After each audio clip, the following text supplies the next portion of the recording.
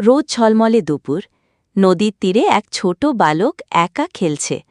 সে পানিতে নিজের মুখের প্রতিচ্ছবি দেখে হাসছে। দূরে পাখির ডাক আর হালকা বাতাস বইছে। হঠাৎ নদীর ভেতর কিছু একটা নড়ল। বালক ভয় পেয়ে পিছিয়ে গেল। পানির ভেতর থেকে ধীরে ধীরে একটা কুমির ভেসে উঠল। কুমিরটা শান্তভাবে বলল, বাবা, তুমি কি আমাকে একটু রুটি দেবে? আমি খুব ক্ষুধার্ত। বালক অবাক, কিন্তু কুমিরের মুখে কোনো রাগ নেই। সে নিজের ব্যাগ খুলে এক টুকরো রুটি বের করে পানিতে ছুঁড়ে দিল। কুমির খেতে শুরু করল, তারপর হাসি মুখে বলল, তুমি খুব দয়ালু ছেলে, আমি তোমার উপকার করব। বালক জিজ্ঞেস করল, কিভাবে? কুমির উত্তর দিল, যখন ভয় পাবে আমার নাম ধরে ডাকবে, আমি চলে আসব।